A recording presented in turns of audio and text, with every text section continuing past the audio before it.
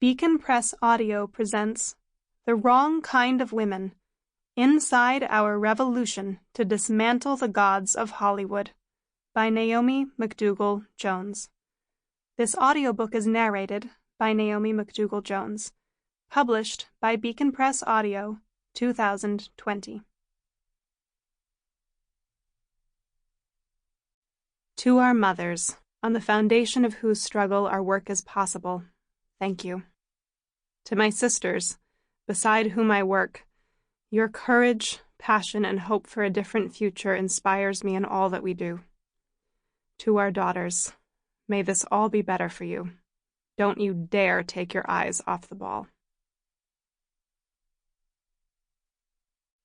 Author's Note. The term women, in movements and in books such as this one, tends to address disproportionately the experiences and struggles of white, straight, cis, able-bodied women. As a white, straight, cis, able-bodied woman myself, who now has a platform, I am perpetually in danger of contributing to this problem. That was front of mind during the researching and writing of The Wrong Kind of Women. I have included voices and stories from different perspectives than my own, and yet the unique and nuanced difficulties of women who do not look like me or have access to my privilege cannot wholly be captured by me, nor in the space of this book. What these pages present is the broad, disturbingly consistent barriers that hinder women. Where an interviewee or where research and data shed light on specific demographics of women, that is, women of color, women of a certain age, women of certain abilities, I shine my flashlight there. But I do not go beyond what I know. My hope is that by sharing what I do know, it creates space for more women's stories. The more inclusive, the better, as it is my deep belief that our work cannot be considered successful unless it elevates the voices of every kind of woman. Introduction. Beyond the Lights. On October 5, 2017, the New York Times published an article detailing decades of allegations against superstar film producer Harvey Weinstein, including horrific, on-the-record accounts from Rose McGowan and Ashley Judd. Similar stories from Hollywood heavyweights Angelina Jolie, Gwyneth Paltrow, Lupita Nyong'o, Selma Hayek, Terry Crews, and Uma Thurman quickly followed. So did allegations against other Hollywood juggernauts, including Kevin Spacey, Louis C.K., and Les Moonves. The aftershocks of these revelations were nothing short of seismic. What started as an isolated Hollywood scandal reverberated in other industries, politics and the media most memorably, unleashing a full-throated roar of long-silenced pain. Powerful man after seemingly untouchable powerful man was felled by histories of abuse and harassment. Women and men who had suffered in private, cleaved open by the scale of it all, picked up on Tarana Burke's Me Too hashtag and painted the internet with rage and indignation. It was a moment of deep cultural reckoning. There were many overblown hot takes in the immediate aftermath, with Forbes heralding the end of patriarchy. Not quite.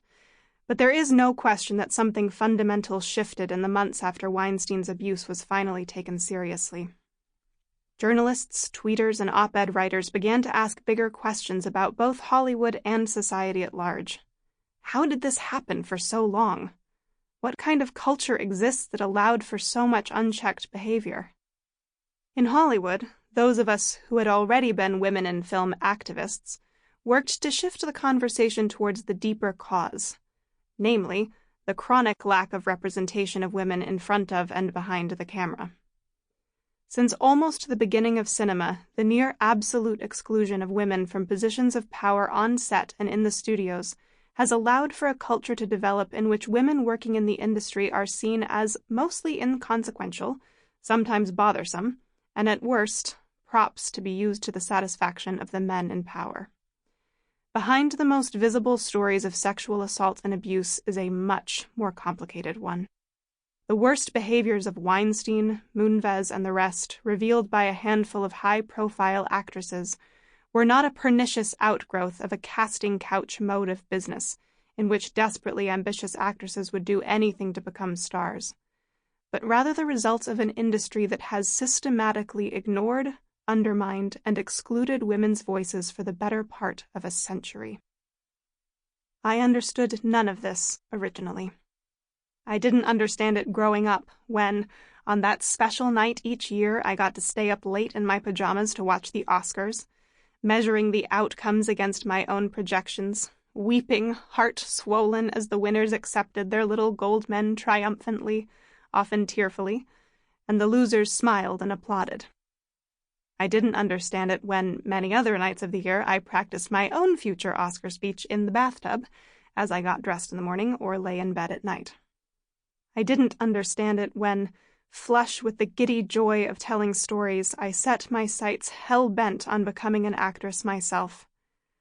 I didn't even understand it by the time I graduated the American Academy of Dramatic Arts in 2008, gasping with eagerness to get to work and take my rightful place as the next Meryl Streep. Like many women before me, I had swallowed the myth of the glittering gowns, tearful speeches, and media-fueled fairy tale of a meritocracy. As a young, white woman raised in the 1990s and early 2000s by a feminist mother and father in Colorado, I had the privilege of stepping out into the world on seemingly strong footing. I was smart, capable, talented, ambitious, unafraid of hard work and sacrifice, and, I imagined, entirely unstoppable. I moved to New York City on my 19th birthday, May 19th, 2006, on a bus clutching 2 suitcases that held the bulk of what I owned, like something out of a goddamn 1940s musical. I had been pulled there by a pure desire to participate in that particular magic of telling stories and having those stories affect the lives, minds, and hearts of people watching. That's what the film industry held the promise of. That's what so many people headed to New York or Los Angeles are seeking. 2 years later, I graduated from acting school and began pounding the pavement. Quickly, I was informed over and over again that I was the wrong kind of woman to be an actress. Not pretty enough or thin enough, teeth not straight enough, hair too frizzy, my intelligence a little too much at the fore. Eventually, I began to think, perhaps it's the roles for women that are wrong. So I became a writer and a filmmaker, determined to write roles for myself and other women that more fully matched the real women I knew. No one wants to see films like that, the powers that be told me. Who precisely do you think will want to watch these films about women and their experiences? Isn't there a lesbian sex angle you could explore? Could the film have some more blood? To the gatekeepers dictating access to those hallowed means of shaping culture, I was maybe working hard but not in the right way. I didn't have enough experience to deserve power in the form of a voice.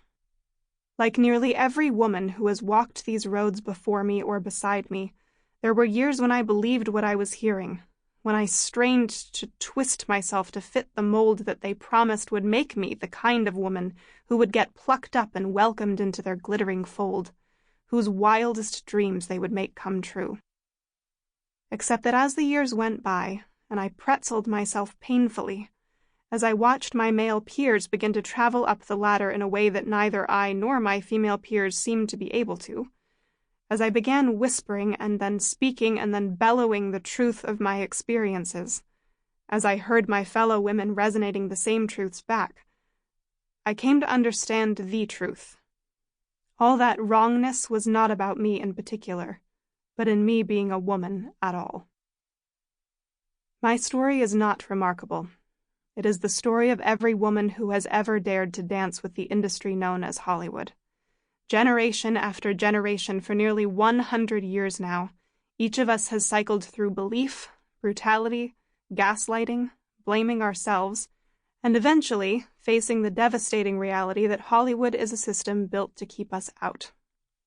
Many of my peers of color, forced to live with a far more present awareness of the mechanisms of oppression, arrive with their understanding already mature. For my part, it took a long time, longer than it should have.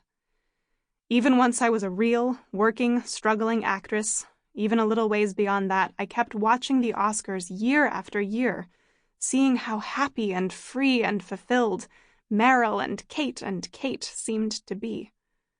Surely, I thought, Sample complete. Ready to continue?